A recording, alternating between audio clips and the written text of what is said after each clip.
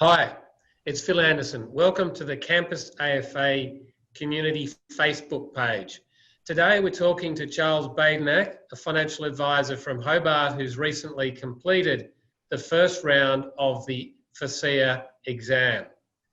Okay, Charles, let's start first of all by being very clear to everyone that there are limitations on what you can say about the exam, given the rules that have been put in place by FASEA. So quickly, just covering off what you're comfortable to cover today.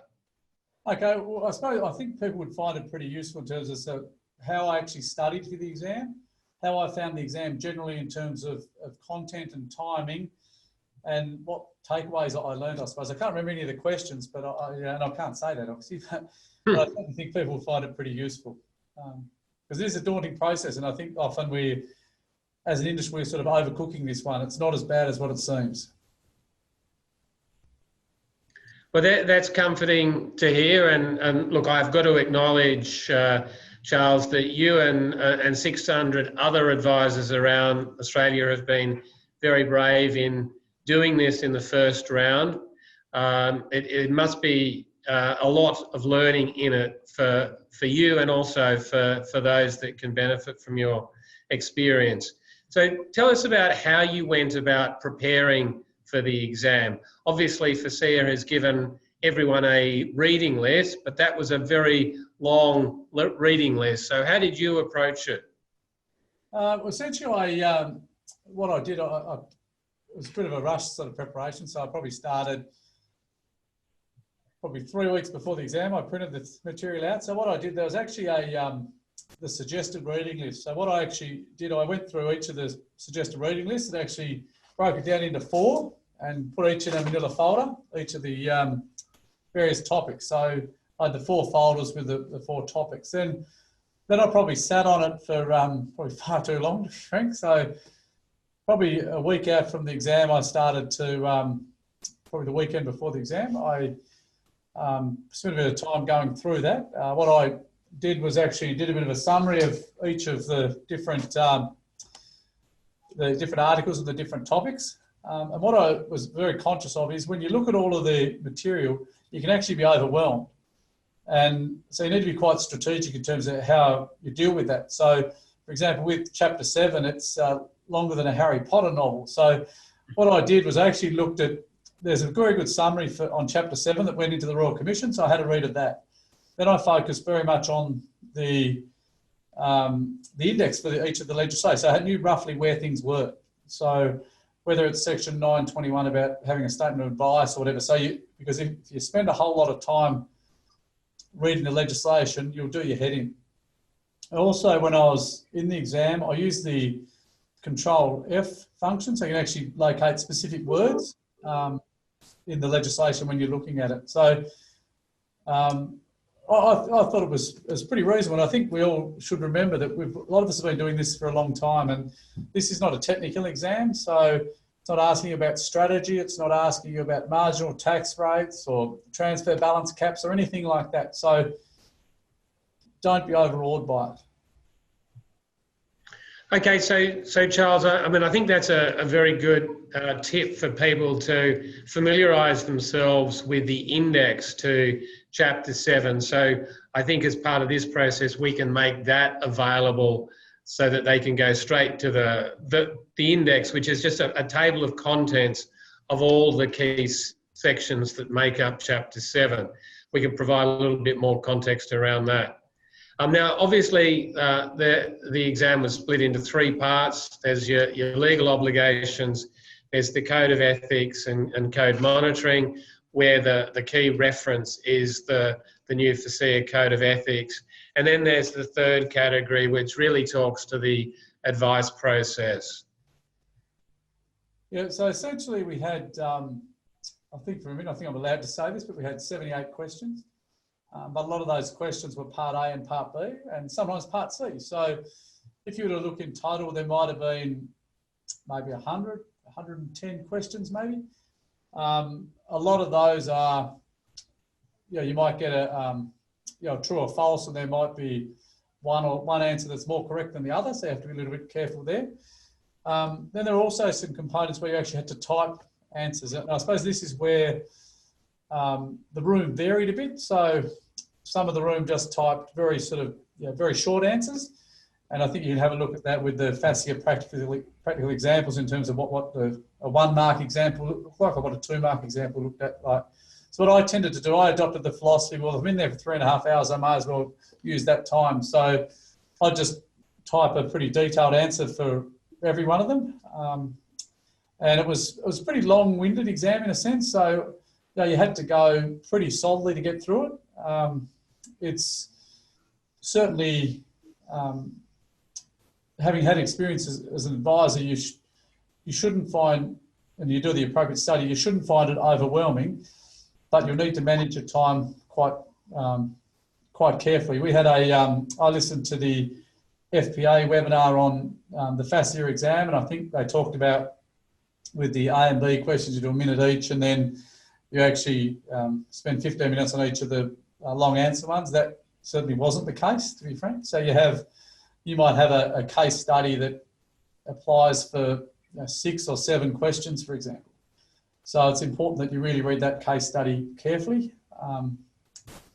But yeah, so that's kind of the format I found. I finished just in time. I was probably a little bit rushed towards the end, but got through most of it. I think the first person out in our group was after about 2.5 hours. We had a group of about 10 in the room. And I think at the end there were 5 of us left and 5 had left before the end of time.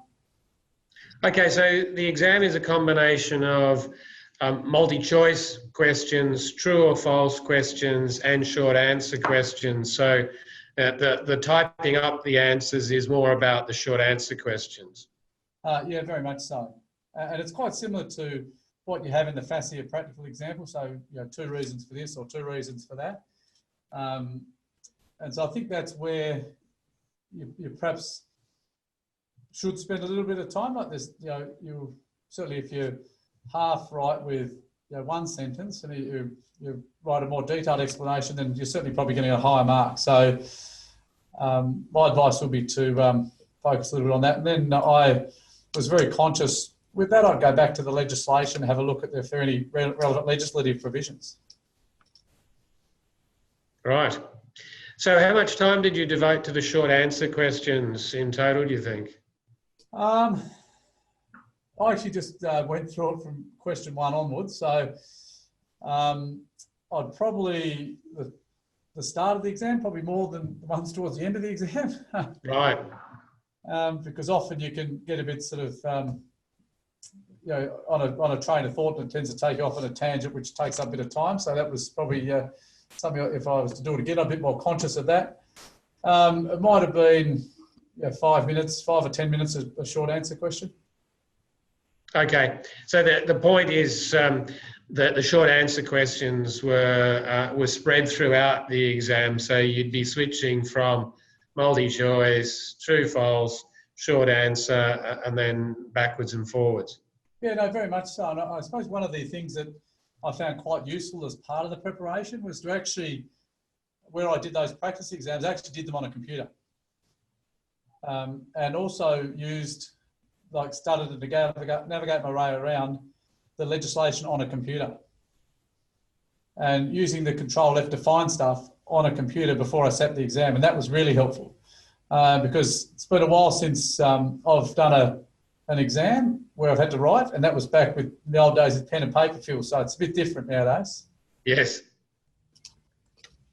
Yeah, fantastic. Were there, and Ange who's here with us, were there other key questions that you were keen to get Charles to talk about? I was curious, did they provide 2 screens for the exam? No, I think we just have 1 screen. We have 1 screen, yes. Okay, so you toggled between. Yeah, and they're very strict on the rule with a drink. So drinks up the front because of which it's really only so you don't spill water on the computer screens, which kind of makes sense when that's explained to you, really. Yeah. Okay. Any more tips about the actual venue and the experience within the venue? Well, when it said it actually said registration at 8 o'clock. So we rolled up at sort of 10 to 8 thinking we were actually kicking off at 8. But we kicked off at 9, so that's could have had an extra hour's sleep. Hours of finishing. No, it's pretty good. It's a very sort of collegial atmosphere, and I think everyone's sort of in this together. And I don't think we should be overawed by it. So if you've actually been working as a financial planner for any reasonable length of time, you shouldn't find the questions overly daunting if you take your time with it. There's a lot of ethical focus and code of ethics sort of stuff and how you'd act in certain situations.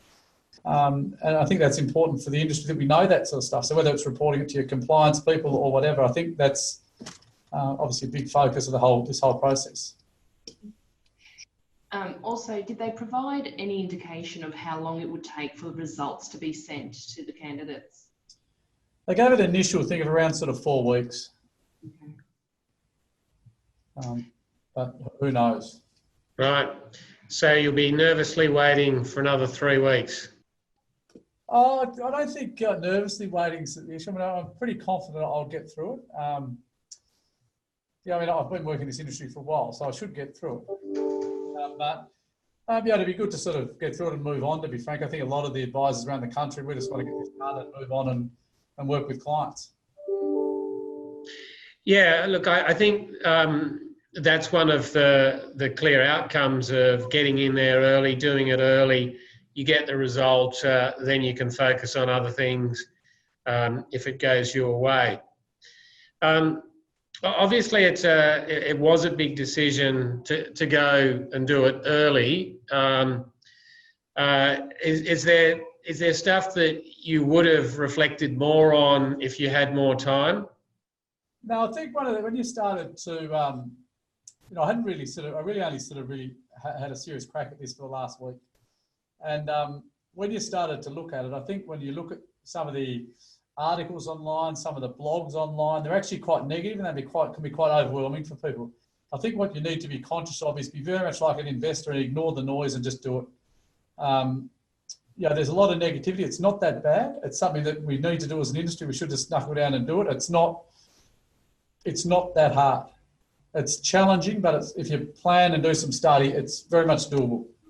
I mean, a lot of the work people do on a day-to-day basis with client strategies and transfer balance cap and personal injuries claims into superannuation, all that's a lot harder than what this exam is. So it's a very good point there, Charles, about people should recognise the value of the experience that they've had and how that prepares them to succeed in this exam. That's not to dismiss the fact that it will be challenging, and for many it'll be putting them in an environment where they haven't been for some time in sitting an exam. But they do have the backdrop of having many years of experience, which is going to be very useful. Yeah, no, that's exactly right. And I suppose one of the valuable things that I did in the process, I read the Financial Services Guide, which has been a while since I've read it. But just in terms of what happens in certain situations, and that was pretty valuable. So I'd encourage anyone who's doing the exam to read the FSG. To read their FSG. Well, I mean, obviously that's something that they're expected to understand. So, yeah, a good tip there. So you're expecting sometime within 4 weeks. I guess for other people, the next opportunity to sit the exam will be in September, and then we have a further round in December. So people who are expecting to sit it in September, they will have to register in the second half of August when registration will be open. And we hope that by that point there may be more practice materials available, including more practice questions. How useful were the practice questions for you, Charles? I thought the practice questions are very good, actually. So I thought they were good. They're good indication in terms of how the exam's structured. So I'd certainly encourage people to do that. And what I did was I'd do them and then wait a couple of days and do them again and do them again. So I actually sort of knew that format pretty well coming into the exam. So, I certainly encourage that. So it was more about the format of how the questions were laid out and gave you that context. Expected to answer it, because if you look at the actual model answers they provided, that's probably not what I initially would have expected, to be frank. So if I hadn't actually spent time going through those answers, I wouldn't have been able to answer the questions how they wanted them answered. So certainly should do that. And there's a lot of, when you look at the Privacy Act, for example, it's pretty daunting, but all I did was actually Google and got a summary from a law firm about how the Privacy Act works and what the important provisions are. So you can actually, got this sort of concept, you've got to work smarter, not harder. And if you have all this analysis and you read all this legislation, you're going to do your head in. You've got to be smart about how you do it. Well, that's something that, Connor, I don't know where that came from. Connor, that's something that we should try and get access to, is that guide to the Privacy Act. I think anything that's available that narrows you in on what you need to know, whether it's a summary or what else. Charles, there is one last question that I would like to put to you. I mean, you're obviously a young advisor. I appreciate that. Probably entering middle age, really. Well, I guess probably the advisors that are most fearful of the exam are more than likely to be the older ones, and maybe it's ones who are less comfortable with technology. Do you have any particular advice for them? I suppose it would be to be getting familiar with your keyboard. The Control F function is really, really powerful in this exam, so have a look at how that works. Be able to switch between screens and really look at the index of each of the legislation. Do that before the exam, because that saves you a lot of time. If you're looking through the legislation itself trying to find something, it just won't happen. And then what I also found really useful was looking at the explanatory statements in relation to each of the legislation. So it talks about why, like the FASEA Code of Ethics, like why it's there, uses some practical examples, and it helps you to align your thinking in terms of how it should be when you're answering questions in the exam. Yeah, that's a good tip, and maybe it's something that we can help members with through a webinar, is just to show them where to go to find this stuff. The reading list took you to, in terms of the Corps Act, it took you to 2 documents, but that's not the same as looking at the index, which you can more easily scan through. Okay, Connor, anything else from you? I think that wraps it up, Phil. Anything else, No, I Ange? thought they were great tips, especially getting familiar with the keyboard, knowing how to alt-tab between different documents on the screen. Yeah. Good. We'll look to add some of those resources that Charles mentioned to the Facebook group. Yeah, no, I think there's a lot that we can leverage off this for the Facebook group to just help people to introduce them to what's required, and by the time the next rounds are on, hopefully there'll be more useful material out there to assist people. Great. Well, Charles, thank you very much for your time. No problem at all, Phil and everyone. And good luck with the results. Yeah, no, we look forward to hearing that you've nailed it. Now, of course, the one other thing that I was going to mention was that the exams were run Thursday, Friday, Saturday, Sunday, and Monday. So people had the ability to choose whether to do it on a work day or on a weekend. Which day did you choose? I chose Friday morning, so I could have a drink on Friday afternoon and relax. So that's why I did it. And we actually ended up having our 30th of June dinner that night, so it was a very good segue. So I was very relaxed come 9 o'clock Friday night. Great. and even more relaxed once you get the results back and you've passed. Fantastic. No problem. All right. Thanks for your time, Charles. All right, see you, Phil. See you later. Bye. Thanks, Charles.